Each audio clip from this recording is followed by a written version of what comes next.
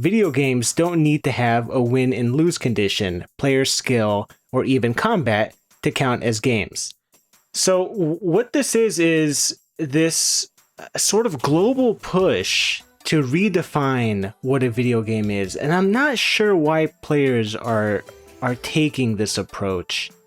So there's one part of this where I could at least give a little bit of leeway, which is that video games don't need combat to count as games, and I agree with that. Combat, I guess if you're talking strictly fighting, you don't need fighting to be considered a game. There are games that revolve entirely around puzzles or platforming or stuff like music games, rhythm games. Those are still games because they have a win and lose condition. So there are two parts that make a game a video game. There has to be a failure state, and there has to be a specific rule set that you have to follow. Those are really the only two elements that need to be incorporated for your game to be considered a game. If you don't meet those criteria, it's not a game. And that's fine. There are players that they know there's a huge fan base for stuff like visual novels. And if you ask them, are these games, they're going to go, well, it doesn't really matter if they're games or not. Whatever it is, I enjoy them. And fair enough. You can enjoy whatever you're playing, whatever you're watching, or whatever it is you're doing, any sort of entertainment that you're partaking in, you can still enjoy it with admitting that it's not a game. What I'm seeing is these players are going, no, this is a game. Like, they're getting defensive about it. Like this person getting defensive about whatever it is that he's talking about. This is a game, even if it doesn't fit the traditional definition of what a game is.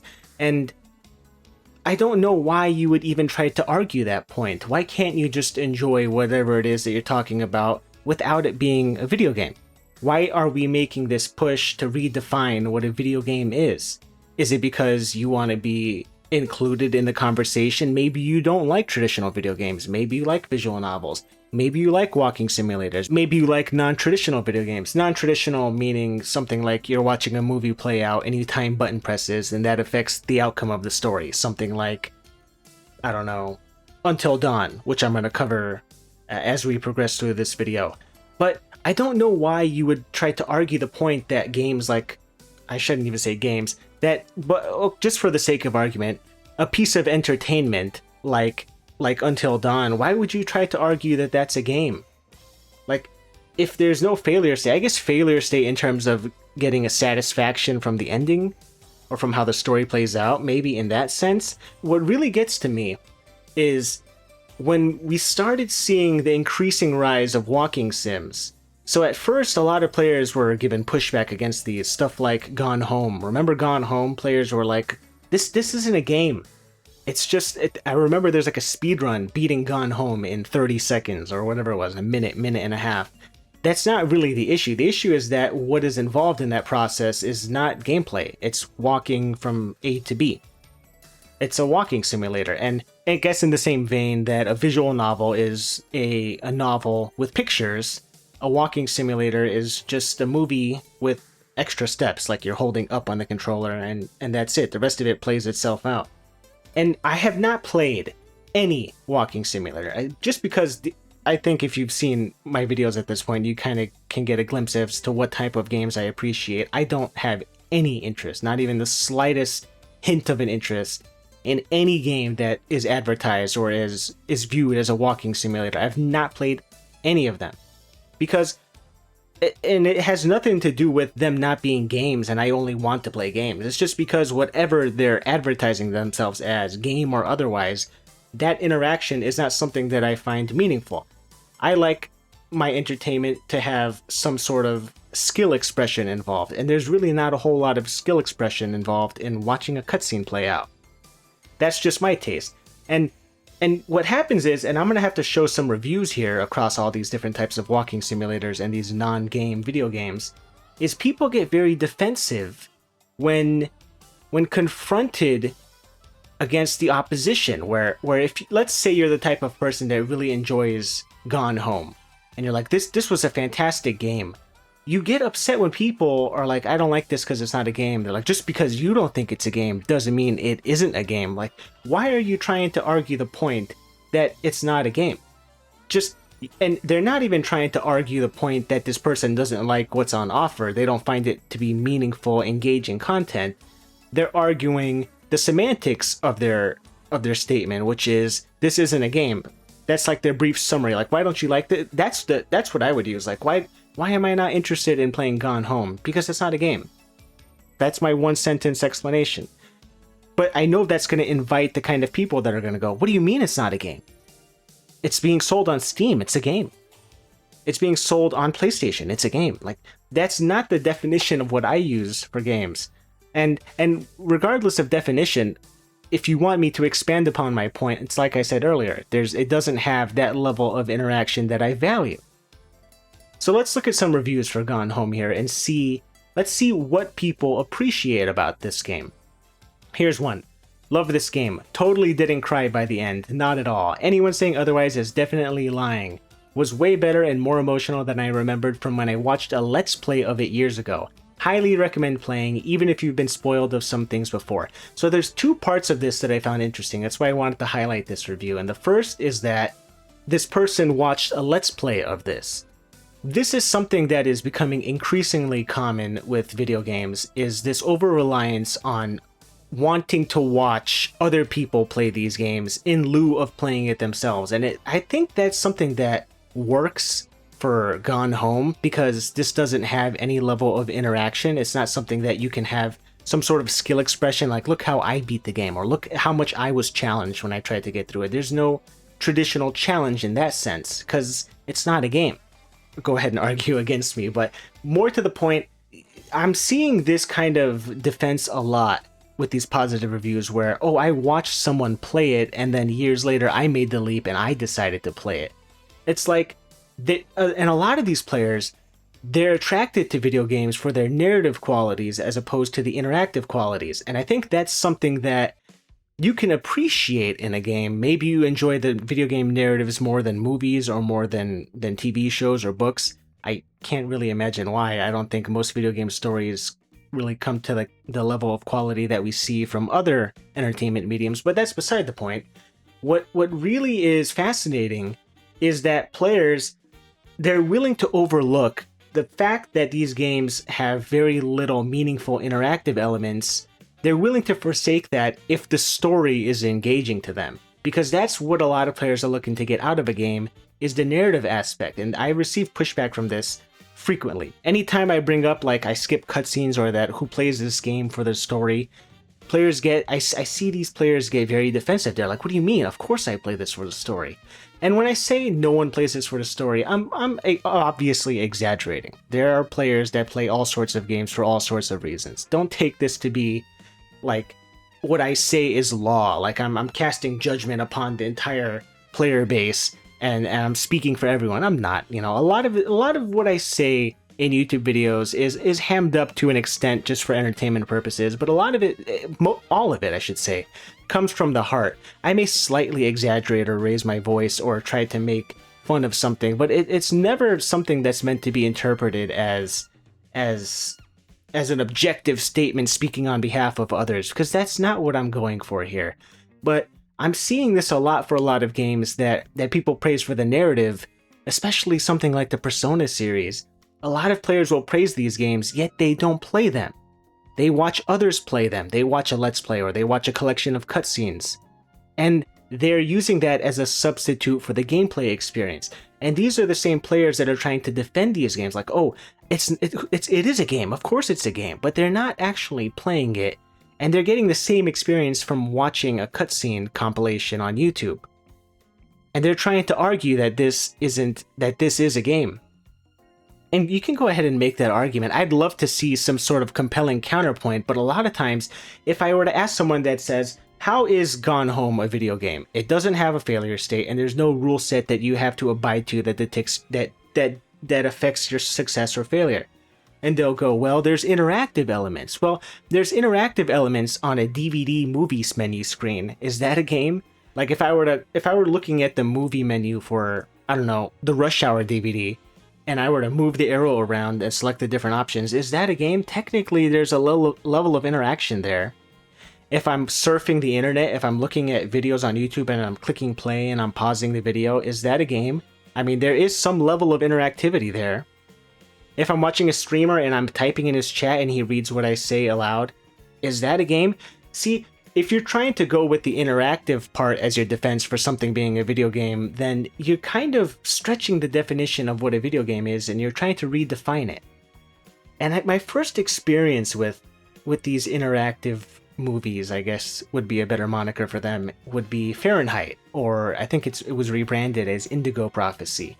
One of the, I don't know if it's the first David Cage game, but it's one of the first notable ones at least, where the emphasis is almost entirely placed on the narrative quality. And there is interactivity here, and I think there is stealth and some shooting, very surface level, not really engaging in any way. I don't think anybody would call Indigo Prophecy a stealth game or a shooter, but even though it has those elements in it, it is technically a game.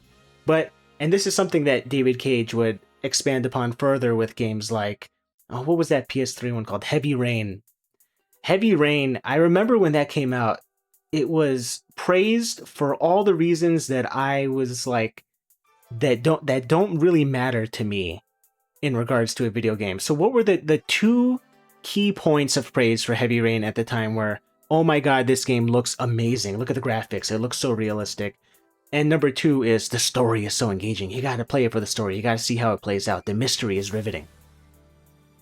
But how many people were talking about the merits of the gameplay qualities of Heavy Rain? Nobody.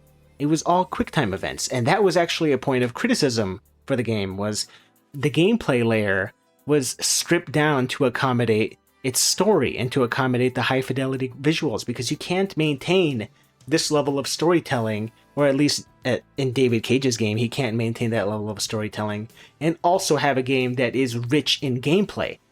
To have a meaningful gameplay to cutscene ratio, you have to forsake some qualities on one side or the other. Something like Dark Souls, it forsakes a lot of its narrative to establish that thick, dark, oppressive atmosphere. If that game was rife with cutscenes, it would take away from a lot of the suspense from exploration. That is a game that is predominantly defined not by its narrative, but by its exploration, by its adventure qualities. And Heavy Rain doesn't really have that, because it forsakes a lot of its gameplay to accommodate its approach to storytelling. And this isn't a David Cage game, but I think that was the game that helped break the ice for making games that de-emphasize gameplay and put more of that focus on storytelling. But where this really became like a huge breakout success was Until Dawn. And Until Dawn, a lot of people really appreciated it because it felt like you were a player in one of those horror films, something like Scream. It was putting you in the shoes of that cast of characters that found themselves in this horror situation. And I think a lot of players valued that interactive quality to it as opposed to watching a movie. They liked having that immersive aspect. Even though I still don't think Until Dawn is a game, I think at least on some level I'll have to make a concession here, where at least Until Dawn has something that a movie can't offer. By having you control the fates of the characters, it makes it have a little bit more of a personal investment in these characters than you would from watching a movie.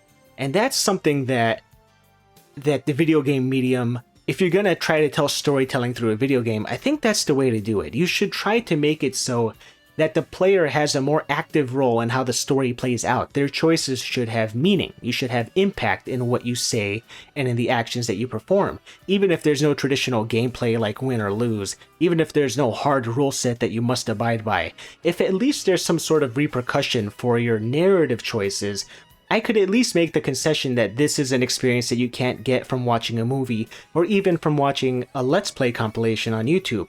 In that case, if you're watching a movie of Until Dawn, you're watching the choices that another player made rather than the choices that you made and seeing how those impact the story. In that sense, I think Until Dawn, I haven't played it and I still have no intention of playing it, but I can at least admit, when compared to games like Gone Home or some of David Cage's games, at least in Until Dawn's case, I can at least give it credit on that level alone, in that the narrative is impacted by player choices. So maybe I'll give a little bit of leeway there. It could be considered a game. And I think a lot of the reviewers, that is what they value about it. So here's one of the positive reviews for Until Dawn on Steam. Honestly, a really great choice-based game. Graphics are amazing, and they did the remake perfectly, meaning it's perfect if you've already played the game or you are new. So what stood out to me about this one is, and I'm seeing this a lot with these narrative-focused games, is a lot of praise is placed predominantly on the visuals, which is, again, there's like a line that's being blurred between video games and film. Video games aspire to be considered as the same type of... They wanted to be appreciated on the same level as film 20 or 30 years ago. And with pushes with things like award ceremonies and hiring actors to announce the awards for these games, a lot of these companies and corporations and developers, they were trying to make the distinction between game and film. They were trying to minimize that distinction. I don't play a whole lot of video games. Me and Ben used to just like literally spend all night playing like Tekken fighter games. Man, I spent hours of my life stomping Koopas. And by the way, if you don't see a game at this year's VGX, it's because, like the female orgasm, it doesn't actually exist. With this increasing presence of these types of cinematic-driven games, we're seeing a lot of praise lumped on things that are non-gameplay elements. So things like the visuals, things like the storytelling or the voice acting, all things that I consider to be secondary characteristics of a game, things that you build to flesh out the experience, but they're not the core structural component of a game. But these are the elements that players are quick to praise. And I saw this also with Expedition 33. I don't really want to bring this game up because people get very defensive about that game, but a lot of the praise, when people talk about what do you like about Expedition 33, and keep in mind the first elements they're quick to praise, it's usually story and soundtrack. And then they'll go, but the gameplay is also really good. But pay attention when you look at reviews for games, and pay attention specifically to the order that they list their positives. Is the first thing that they praise the gameplay?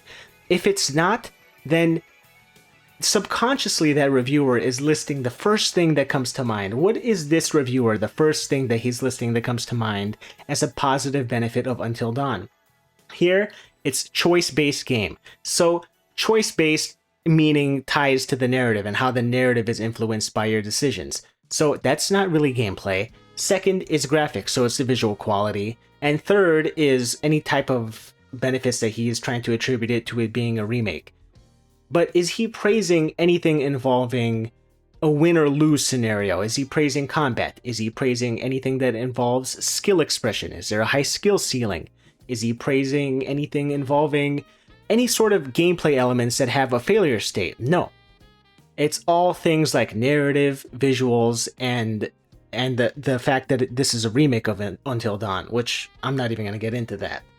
And fair enough, if those are the qualities of a game that you value, I'm not saying that you shouldn't value those things. But what I want to point out is, with a lot of these narrative games, and not even with narrative games, a lot of games that happen to have narratives in them as a strong selling point, like Expedition 33, a lot of reviewers, they heap most of their praise upon those non-gameplay aspects. And this is why it's starting to become very easy to blur the line between what is and isn't a game. That's why a lot of these people are trying to redefine what it means to be a game, because the elements that they're looking for in these supposed games are things like story. They're not things like gameplay. A lot of times people will go, well, the gameplay is not good, but that's okay because I really like the story. Exhibit A, Until Dawn. And here's another positive review, and I want you to see if you can apply the same thing that I told you about, where what is the first thing that the reviewer is mentioning in his review. Look at the first thing that he mentions. This game is awesome. That's not really anything substantive to go on. The story progresses well. So there it is. It's the story. He likes the pacing of the narrative. That is what he values more above all else here. Notice how he hasn't mentioned anything in this review that can be construed as traditional gameplay, as anything that has rules to abide by or failure state to be cognizant of. Instead, what this reviewer says is that there's a lot of slow walking and a lot of moving around from objective to objective, which are elements that are incorporated even in games that I've been critical of in the past, like the Final Fantasy VII Remake. A lot of these games, they're forsaking the gameplay to accommodate the narrative. Whereas in the past, I know an example is the first Ratchet and Clank. The story was designed just to move you from planet to planet. It was secondary. It was not a driving force of the game. But if you compare that to the latest Ratchet & Clank Rift Apart, you can tell that there's been a radical shift in approach to design. Rift Apart places way more emphasis on telling its story than it does in terms of having an interesting gameplay experience. It's still traditionally Ratchet & Clank in terms of progression, but it absolutely places stronger emphasis on the narrative, and it can't help but feel like concessions in the gameplay were made to accommodate that narrative. This narrative focus in games is cannibalizing the gameplay aspect, and that's another reason why it's very easy for people to make this judgment call where you don't need combat, you don't need to lose, you don't need to get game overs for something to be a game. It's because we're being inundated with games that are trying to shift the approach away from what can be considered a video game. And I'm making a lot of pushback against this because what I view as a video game is something that you can't get from other medium. It's not just that interactive quality, it's that trial and error. It's losing and learning from those mistakes and overcoming those obstacles and then achieving mastery. That is the gameplay experience that I crave and that I value from all games. All genres is something that can apply to any game, from something like a rhythm game, to something like a racing game, to something like a platformer or a shooter or a beat 'em up. In every single game, there's trial and error involved. As you become more accustomed to how the game's rules work, you become more, you develop a better sense of progression, you develop better as a player, and you achieve mastery. You're trying to reach that skill ceiling. That is what the gameplay experience, the traditional gameplay experience is. That's what I want from video games. And I'm not trying to impose my wants on others. Like I said, you can have your own reasons for playing games, but that experience of trial and error and achieving mastery, you can't get that from reading a book. You can't get that from watching a show or from watching a movie. That is something that is exclusive to video games. And I guess you could say it's also all games in general, like sports or maybe tabletop board games or something like chess. Those all have a skill ceiling to reach. Those all involve trial and error and have that learning process.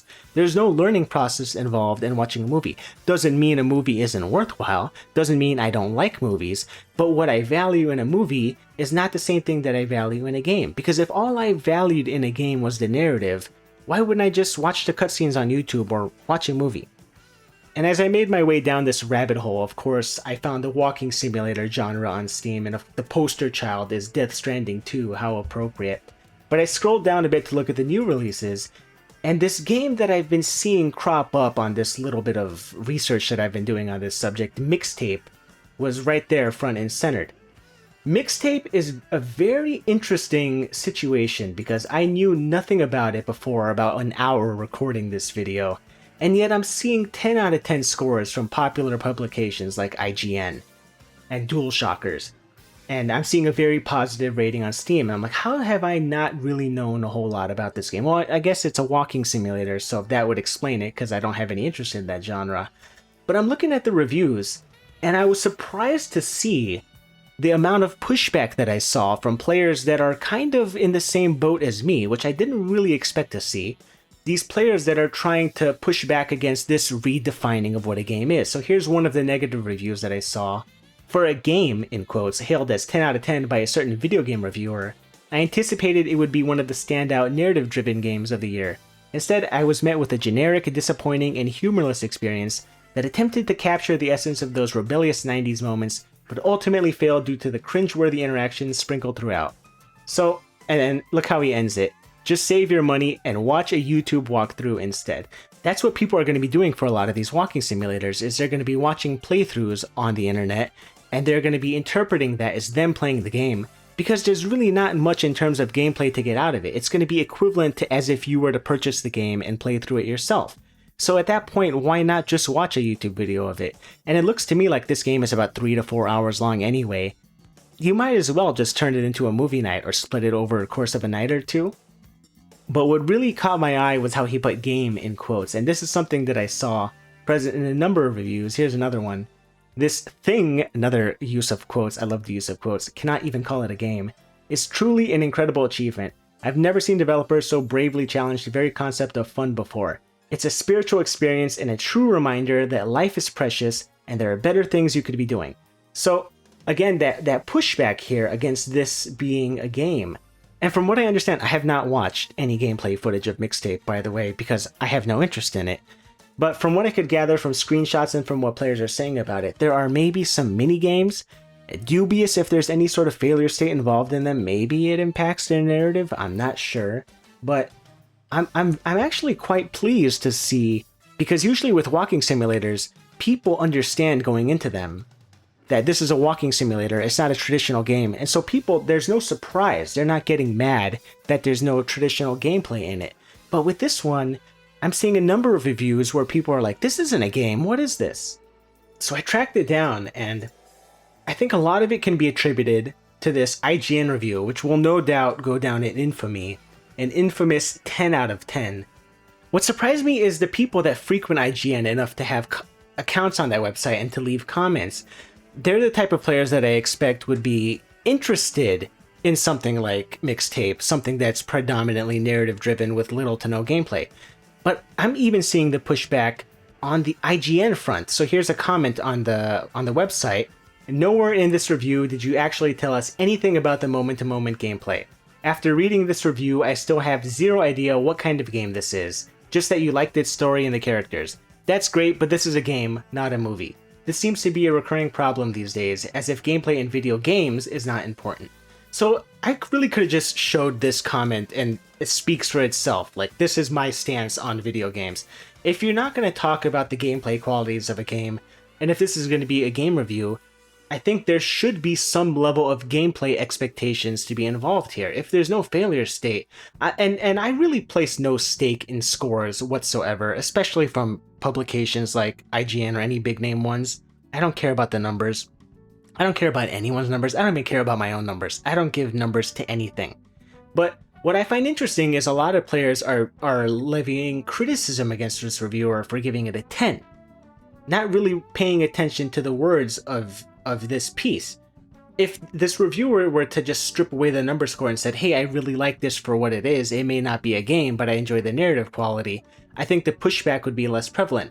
But because there's a number attached, and because it's being advertised in trailers and on the Steam homepage, that's influencing a lot of people, and I don't want to speak for how these people make their judgment calls in life, but anyone that tries to make their financial justifications based on what a reviewer gives a score for a game really should consider.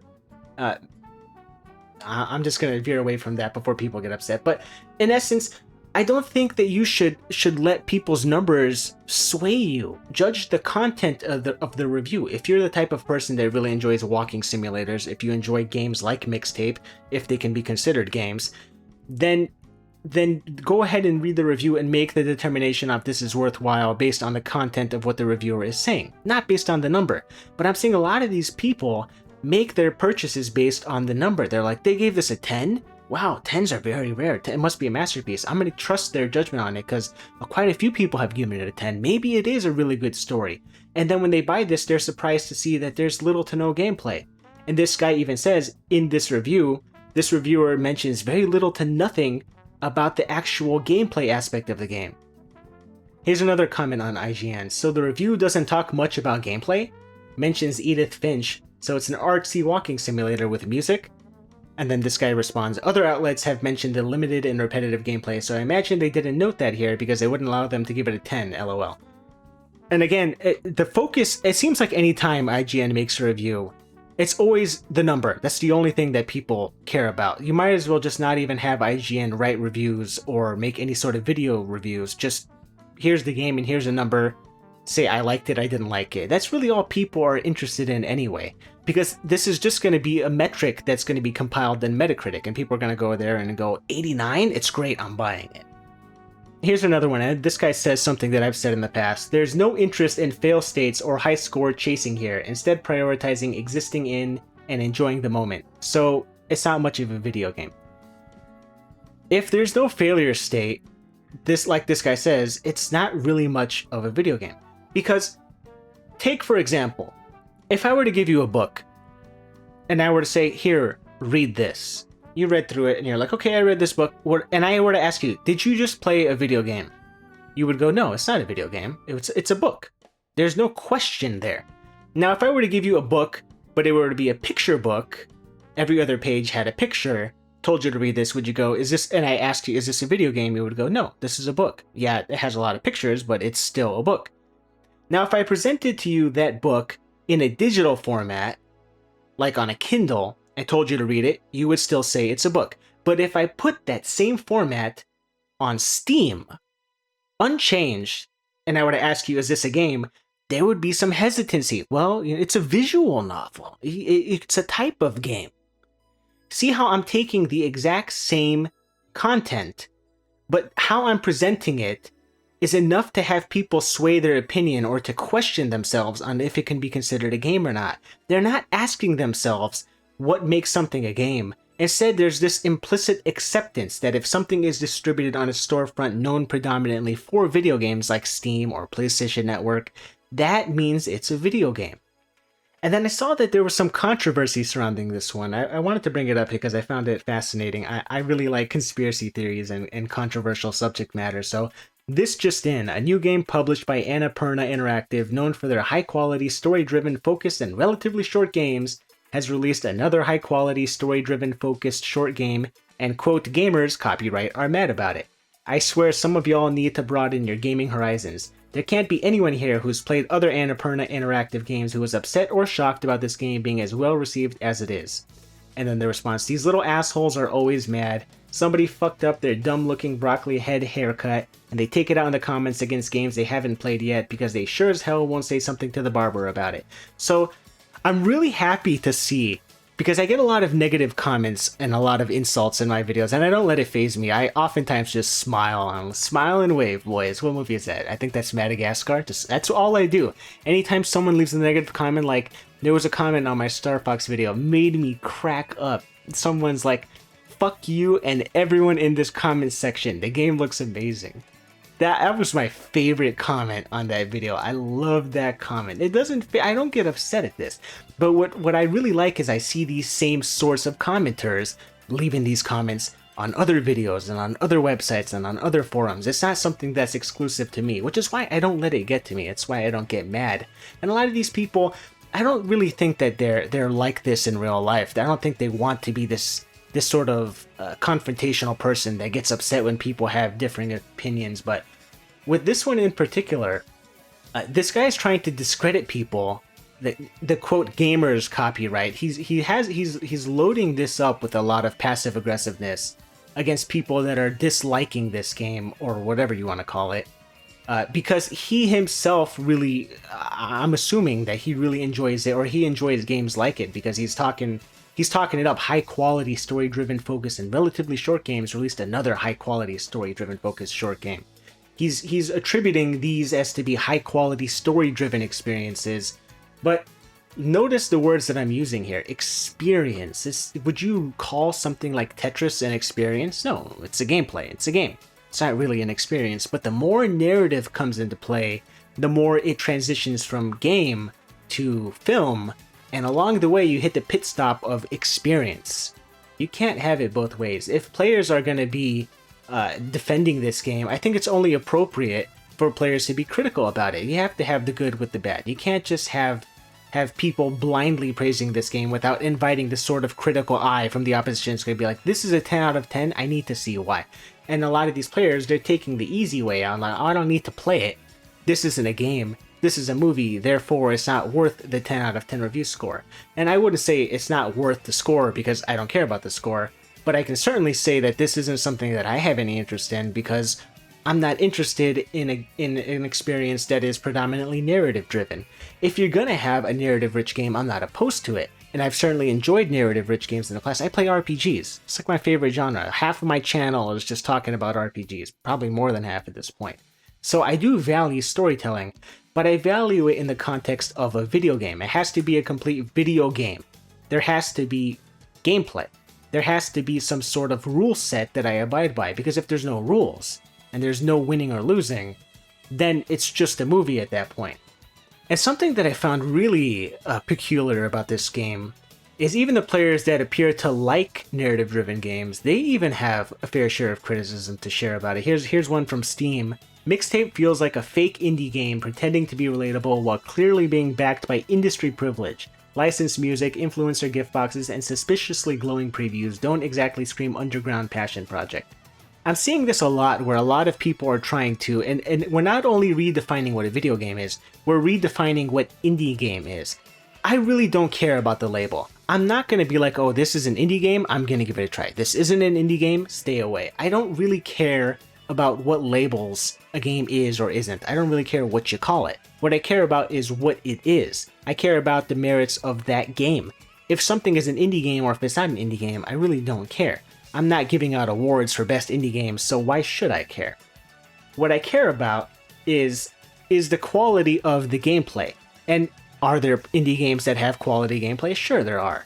But that doesn't mean that I'm going to judge the game with more leniency just because it was developed with a smaller team. I really don't care. If at the end of the day, all I'm looking for is to have an enjoyable gameplay experience, indie or not, I don't really care. What I want is to have fun. And if an indie game can bring the fun, fantastic. And if a AAA game can bring the fun, fantastic. Anything in between. That really doesn't matter to me how many people worked on a game. But a lot of players are seeming to take and I can only assume a lot of this is coming from a lot of small indie developers, maybe 5-man team or less with small budgets. They're like, we can't compete with games like Mixtape that have $1 million budgets. They're like, how can you guys say you're supporting indie games and you're supporting something like Mixtape? Or something like Expedition 33, or something like Hollow Knight Silksong, these huge releases that are getting years of hype, millions of dollars of development costs, and high-profile advertising. How are those considered indie games at that point? And this guy brings up how that aspect of it being an underground passion project. That's something that seems like a lot of indie fans, they want that to be synonymous with indie, is something that's very grassroots. It feels very organic, like it's a small project and it has a lot of word of mouth, and that's what leads to it being successful. Not so much as here's a small team, or comparatively small to something like, I don't know, Capcom or Konami or Square Enix developer. In comparison to them, maybe they're smaller, maybe they have lower budgets, maybe they have less marketing. But a lot of players are like, that's not indie, that's AA. Well, like, I really don't mind what you want to label it. But this is what really is the most important part of this review that I'm going to cover. The biggest problem is how fake the nostalgia feels. I grew up in the 90s and almost nobody acted, dressed, or talked like this. It feels less like real nostalgia and more like wealthy creative industry people recreating a version of youth they never actually lived. And I saw an image of this game where someone was critiquing the design, the 3D model of a cassette tape in this game, saying how there's no holes for the tape to be read at the top, there's no A and B labels on both sides of the tape, how they stuck in a pencil to rewind it, and how nobody really did that back then. And really, I didn't even use a pencil.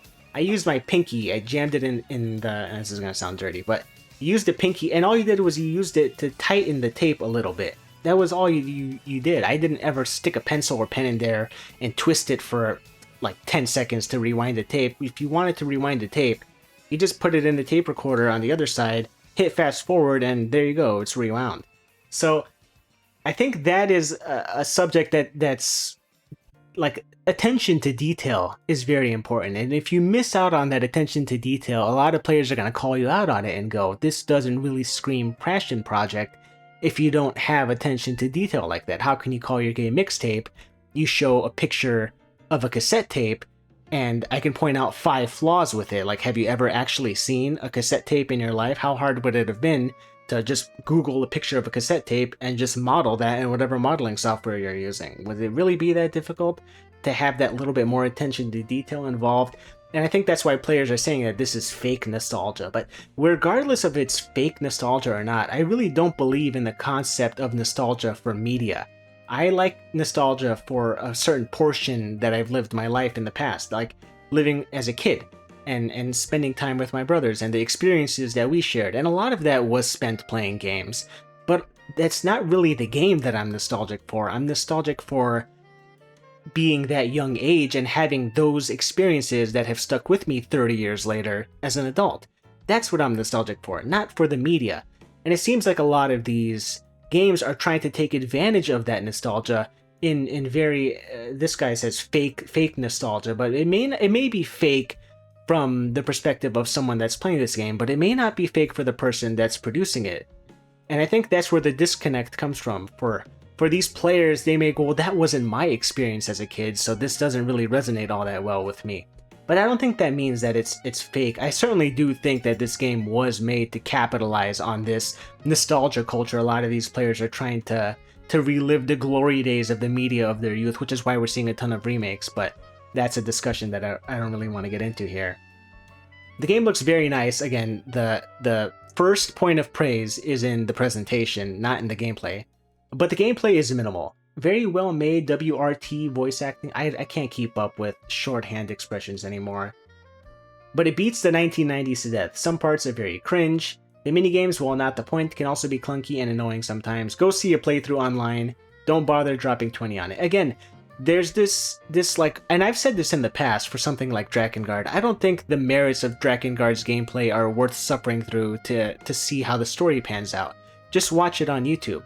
But at least in Drakengard's case, it's unequivocally a video game. There are rules to follow, there is a failure state. That is a game, however, where the merits rest entirely on its narrative.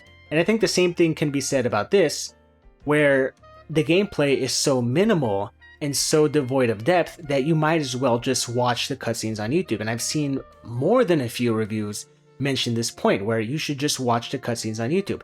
And this is something that I'm not going to get into a lot of detail here. I might save this subject for later on, but I'm seeing this push for game design that revolves around streaming and around other players watching other players play these games. This kind of culture has just exploded to the point where it's influencing game development, if not directly as a response to the demands of these players that want these kinds of experiences, watching other players play games, then at the very least on a subconscious level. These players, or these developers rather, they're designing these games to be enjoyable from a viewer's perspective. And as a viewer, you may not get a whole lot of joy out of watching someone play a game, but something like a cutscene, that's something that both the streamer and the people watching the stream can enjoy in equal measure. I think that's why we're seeing such dedicated push for things like forced walking and QTE driven cutscenes and just a lot of cutscenes in general. A lot of these faux gameplay aspects, a lot of these things that try to trick you into think that you're playing a game, and a lot of this emphasis on story-rich games is because a lot of people are streaming these and they want to share that movie watching experience with their viewers, because it's very easy to share the same experience when you're both partaking on the same level of interaction, which is no interaction. If both the streamers, like, all I did was hold up and I watched these characters walk and talk, well, that's not really a whole lot of difference from someone watching the player do that. At the end of that experience, that walking and talking, both the person watching the stream and the person streaming the game can have the same relatable experience. Like, what did you think of the story? Well, I thought about this. Well, I thought about that. But if someone's playing the game and it's really difficult, that's a lot more difficult to translate from a viewer's perspective if you haven't played the game and you don't know how its rules work and you don't know what's involved in the gameplay. But what really is the focal point, I know I'm inviting myself up to a lot of pushback here, but this is a point that I want to make, and regardless of how much people disagree with me, it's a point that I want to establish because this is something that I feel very strongly about. The turning point for games becoming less like games and more like film can be traced back not to stuff like David Lynch's games and not to stuff like Gone Home, but to Metal Gear Solid. I really do believe Metal Gear Solid 1 and Kojima in general have done enormous harm to this medium. And it's not because that his games are bad. It's not because I don't think he's a good storyteller. I absolutely think he has some of the best cinematography in video games. Not the best, but some of the best. I don't know who he has to assist him with writing these games, but when he had help making the Metal Gear Solid series, he had a really great person in charge of dialogue, he had a really great voice director, he had games that really felt like you were playing a movie. But the influences that Metal Gear Solid has had on this industry, because of how popular it was and because it showed players what you could get out of a video game, which is essentially a movie, that has influenced over 2.5 decades worth of game development at this point. So many games draw influence not just from Metal Gear Solid, but by games that were in turn influenced by Metal Gear Solid. And a lot of those influences come from storytelling. Where Kojima really went overboard was with Metal Gear Solid 4, where the final cutscene is almost 80 minutes long. That is a movie. The final cutscene is a movie, to say nothing about the collective sum of all the cutscenes in that game. It's more cutscene than it is game. That is not something that I want to get out of a video game, regardless of whatever you're trying to tell, whatever kind of story it is you're trying to do. I think that if you want to tell that much story, find more ways to incorporate it in gameplay, and not through walking and talking, and not through standing and listening to characters chatter. That's not what I mean. But if you're going to have your game revolve predominantly around storytelling, find some ways to have environmental storytelling, have some ways to have more interactivity involved. There's so many points in Metal Gear Solid where their pacing is brought to a screeching halt to watch cutscenes, and that influence has only become more prevalent as games became more popular, and right now, almost 30 years after the release of Metal Gear Solid 1, if you were to release something on its level today, it wouldn't really faze people. What made Metal Gear Solid 1 such a breakout hit was the fact that this was such a highly produced movie game. It really was a movie. And as someone that really wants to do away with the movie aspect of games and reintroduce that gameplay focus, to have so many games take influence from Metal Gear Solid, it's really done a lot of damage to the industry, at least from my perspective. Because, and I don't want everything. I want to make the distinction here. I am gameplay first. I am not gameplay only. I don't want the complete and total elimination of narrative from every single genre of game. That is absolutely not what I'm advocating for. Like I said, I play RPGs. I value a quality story. Finding that quality story is a different story. But with Metal Gear Solid... Hey! Shut up in there, will ya? The draw from Metal Gear Solid is obviously the story. If you were to take away the story from Metal Gear Solid, is it the greatest stealth game ever made? Absolutely not. I think that same year, Thief: The Dark Project came out, which is, if you want to talk about the merits of stealth, Thief 1 is better than any Kojima-directed stealth game. Just talking strictly on the mechanics of stealth gameplay. But does that mean Thief is a better game than Metal Gear Solid? No, because where Metal Gear Solid has the advantage is in its narrative and its storytelling. And that's why a lot of players are like, well, you have to consider storytelling in games, because what if the storytelling is the best part of it? I can understand that, and I can even on some level sympathize with that. If you really do care about narrative in games, I can understand why you're the type of person that would appreciate this increased focus on storytelling. Regardless of the quality of the storytelling, you're the type of person that's grown accustomed to storytelling in games. That is an aspect that you've come to value. But as much as you come to value it, I don't think story should be encroaching on genres with increased frequency in genres where the story really bears no impact on the enjoyment of that gameplay experience. There should not be much story in a rail shooter. There just shouldn't. Any game that prides itself on replay value should have a very minimal amount of storytelling. Why are you spending all of this development time creating this rich assembly of cutscenes with voice acting and motion capture, when that is not the draw for the replaying of the game? If the story is the only thing you value, you would just watch the cutscenes on YouTube. Like all of these reviews are saying, like if that story is what you value, watch the cutscenes on YouTube. If the gameplay is what you value, then play the game. That is something that I want to see more developers place emphasis on, is if your game is meant to be replayed, if you really value the merits of the gameplay, de-emphasize the story and place more of that development time on enriching the gameplay experience. A lot of players will go, well, the gameplay is not that good, but the story is great.